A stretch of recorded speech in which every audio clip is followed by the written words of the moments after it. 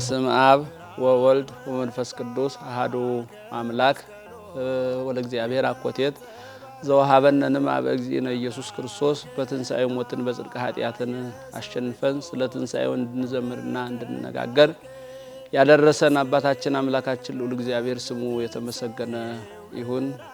አሁን የምንገኘው ዘመነ ትንሣኤ ላይ ነው። በቅድሚያ እኔ መጋቤ ሐዲስ ለይኩን ብርሃኑ የቦሌ ደብረ ምሕረት ቅዱስ ሚካኤልና ጻድቁ አቡነ ጎርጎርዮስ ቤተክርስቲያን የስብከተ ወንጌል ክፍል ኃላፊ ነኝ። እንግዲህ በመግቢያዬ ላይ እንደገለጥኩት ያለንበት ወቅት ዘመነ ትንሣኤ ነው።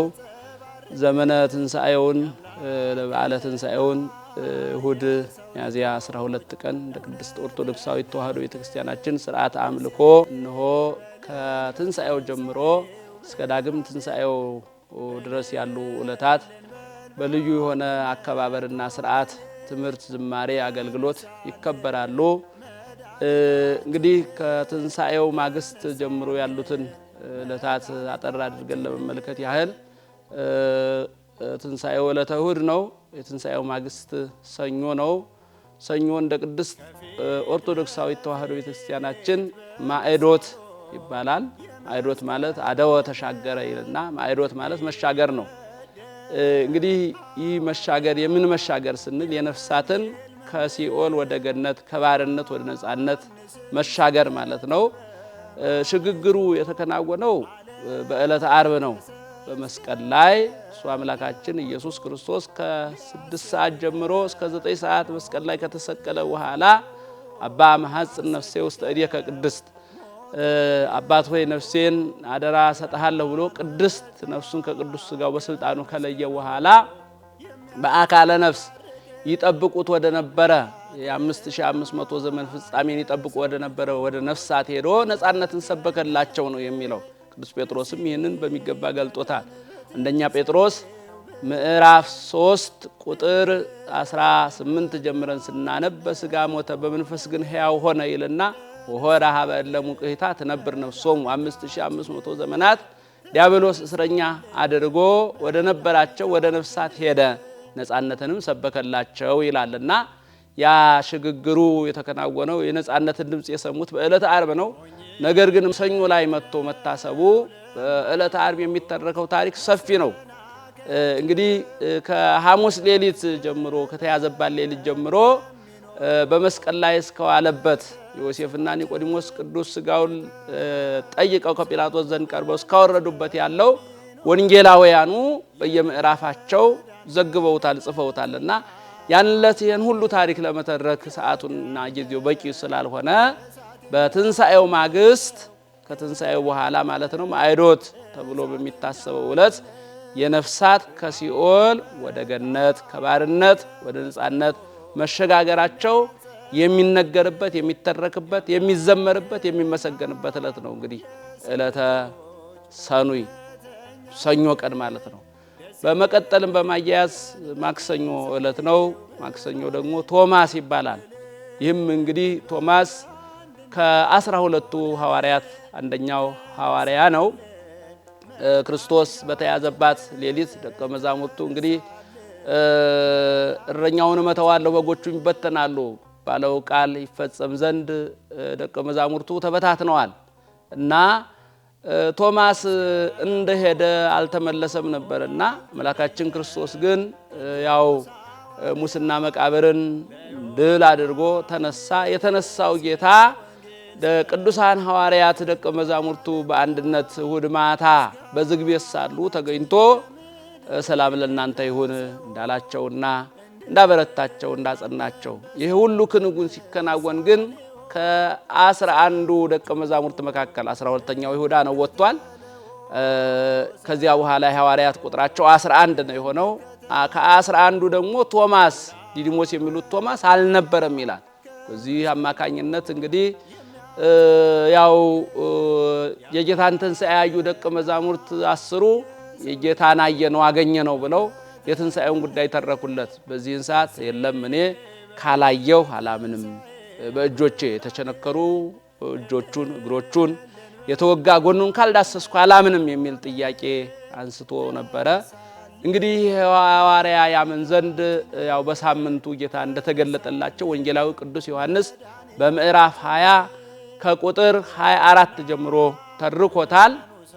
ታዲያ ጌታ ለቶማስ የተገለጠበትን ታሪክ ዕለተ ሰሉስ ላይ ማክሰኞ ቀን ላይ አንጥተው ሊቃውንተ ቤተክርስቲያን ይተርኩታል። የሚሆነበት ያው የዳግም ትንሣኤ አገልግሎቱ በጣም ሰፊ ነው አሁንም። ስለዚህ ራሱን ችሎ እንዲተረክ ታሪኩ እንዲተረክ ዲዲሞስ የሚሉት ቶማስ እነሆ ካልዳሰስኩ አላምንም ያለው ቶማስ በማየት በመዳሰስ ያመነው ቶማስ የእሱ ታሪክ በመላት በስፋት የሚተረክበት ስለሆነ ይህንን ቀን ቶማስ ለተባለው ሐዋርያ ስያሜውን ሰጥተውታል ማለት ነው። ሌላው በመቀጠል ዕለተ ረቡዕ ነው። እንግዲህ ከእሁድ አንስተን እስከ ረቡዕ ድረስ እንቆጥር አራተኛ ቀን ነው የሚሆነው።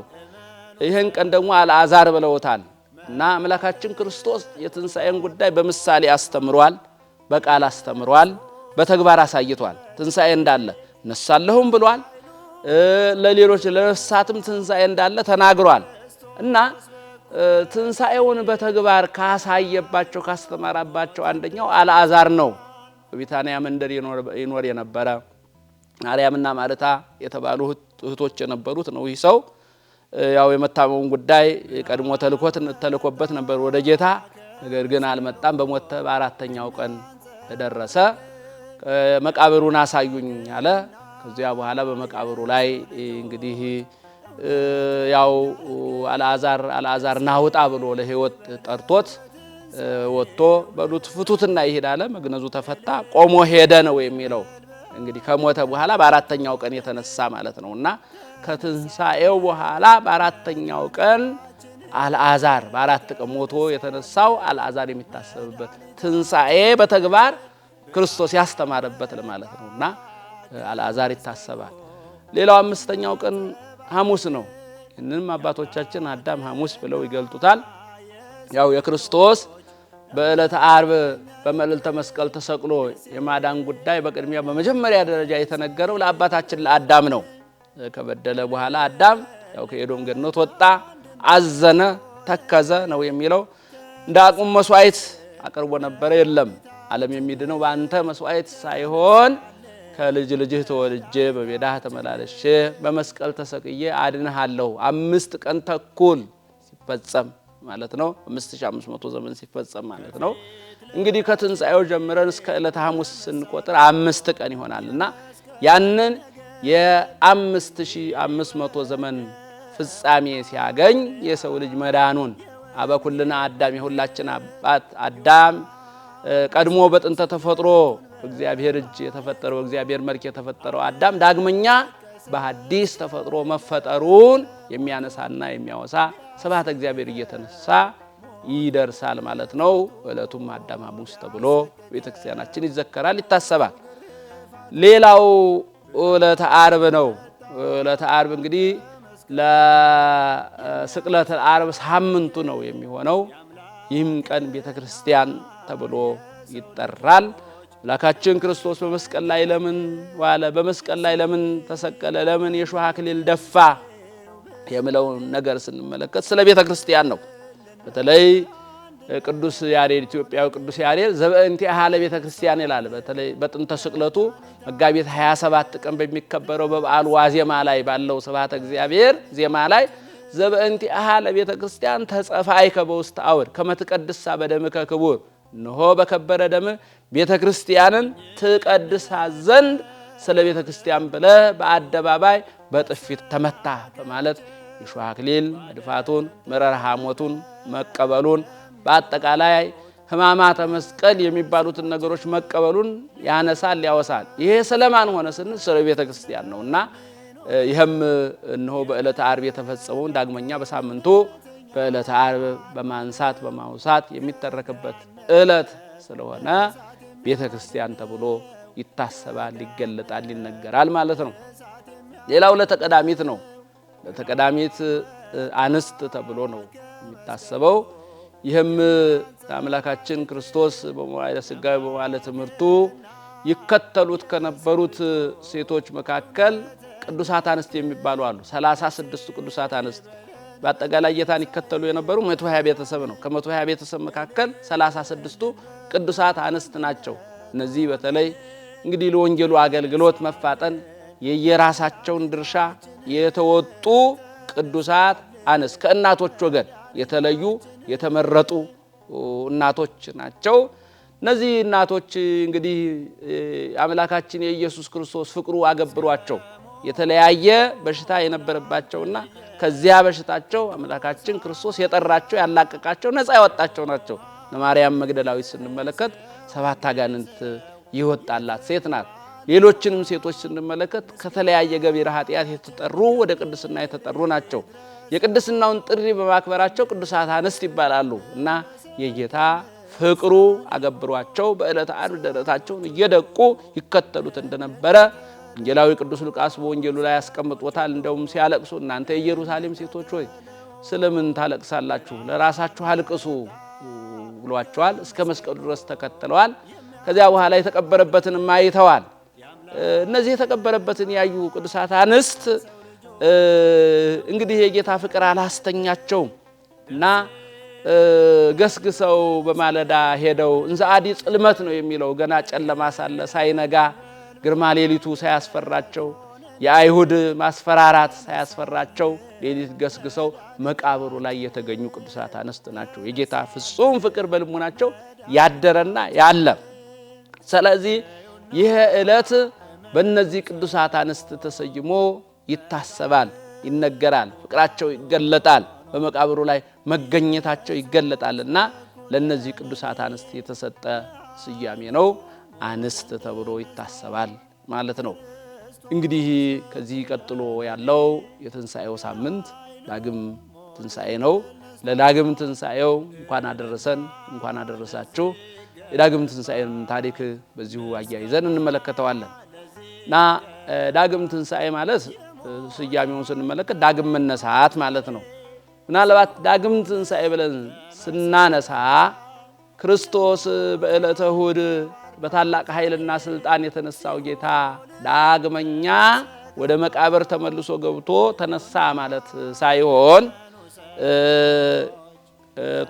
የቶማስን ታሪክ ባየንበት የዕለተ ሰሉስን ታሪክ ባነሳንበት ወቅት ላይ እንዳነሳሁት እንግዲህ አምላካችን ክርስቶስ ለደቀ መዛሙርቱ በተለያየ ሁኔታና በተለያየ ጊዜ ተገልጦላቸዋል። አንድ ላይ ሳሉ በህብረት ወደ 3 ጊዜ ነው የተገለጠላቸው። አንድ ላይ እንግዲህ ሳይገለጥላቸው ውሎ አድሮ አያውቅም። ነገር ግን አንድ ላይ በህብረት ሳሉ የተገለጠበት ሁለተኛው በሳምንቱ እሁድ ነው። ቶማስ አንድ ላይ ከ10 ጋራ 11ኛ ሆኖ ሳለ ባለፈው ሳምንት ያልነበረው ቶማስ በአሁኑ ሳምንት አብሮ ሳለ አምላካችን ኢየሱስ ክርስቶስ ደቀ መዛሙርቱ ደጃቸውን ዘግተው ሳለ እነሆ የተዘጋ ደጃፍ ክፈቱልኝ ሳይል ሳያንኳኳ በመካከላቸው ተገኝቶ ሰላም ለእናንተ ይሁን አላቸው ይላል። ትንሣኤው ጌታ አምላካችን ኢየሱስ ክርስቶስ በዝግ ቤት ሳሉ ለደቀ መዛሙርቱ ያሰማውን የሰላም ድምፅ አሁንም ለሁላችን የሰላሙን ድምፅ ያሰማን እና ከዚያ በኋላ በመካከላቸው ቆመ፣ ሰላም ለእናንተ ይሁን አላቸው። የትንሣኤው ጉዳይ ሲነገረው የተጠራጠረው ቶማስ ስለነበረ ካላየሁ አላምንም ያለው የተቸነከሩ እጆቹን የተወጋ ጎን ካልዳሰስኩ ካላየሁ አላምንም ያለው ቶማስ ስለነበረ ና ቶማስ ጣትህን አንጣ ጎኔን ዳስ አለው ነው የሚለው። አግባ ጣትህን አንጣ ዳሰኝ አለው ይላል። ዳሰሰው። የተቸነከሩ እጆቹንም አየ፣ የተወጋ ጎኑንም ተመለከተ። ከዚያ በኋላ እግዚኦ አምላኬ ጌታዬና አምላኬ ብሎ አመነ። እንደተነሳ አመነ። ካላየሁ አላምንም፣ ካልዳሰስኩ አላምንም ያለው ቶማስ አየ፣ አመነ። ማመኑንም ጌታዬና አምላኬ በማለት ገለጠ። ስለዚህ ካልዳሰስኩ አላምንም፣ ካላየሁ አላምንም ብሎ የተከራከረው ቶማስ አይቶ ዳሶ ያመነበት ዳግመኛ ልክ በዕለተ ዓርብ እንደተቸነከረ ሆኖ እንደተወጋ ሆኖ ለደቀ መዛሙርቱ ዳግመኛ የተገለጠበት ዕለት በቅድስት ቤተክርስቲያናችን ዳግም ትንሣኤ ተብሎ ይከበራል ማለት ነው። እንግዲህ ይሄ ዕለት ልክ እንደ ዕለተ ትንሣኤው ነው አከባበሩ። የሚደርሰውም ቃለ እግዚአብሔር የትንሣኤው ቃለ እግዚአብሔር ነው። በአጠቃላይ የሚቀደሰውም ቅዳሴ፣ የሚዘመረውም ዝማሬ፣ የሚነበቡ መልእክታትም፣ የሚነበበው ወንጌል፣ በአጠቃላይ ስርዓቱ የሚደርሰው ስብሐተ እግዚአብሔር የትንሣኤው ቀለም ነው። እንደ ትንሣኤው ተደርጎ ነው የሚከበረው። በአጠቃላይ ከትንሣኤ እስከ ዳግም ትንሣኤ እንደ አንድ ቀን ሆነው በቅድስት ኦርቶዶክሳዊት ተዋሕዶ ቤተክርስቲያናችን ይከበራሉ ማለት ነው። እንግዲህ ቅድስት ኦርቶዶክሳዊት ተዋሕዶ ቤተክርስቲያናችን ዳግም ትንሣኤ ብላ ለምታከብረው የቶማስ እምነት ፍጹም ለሆነበት እግዚእ አምላኬ ብሎ ለመሰከረበት ለዚህ ዕለት ደርሰን እኛም እግዚእነ ወአምላክነ እያለን ትንሣኤውን እንድናከብር ስላደረሰን ምስጋና ይድረሰው።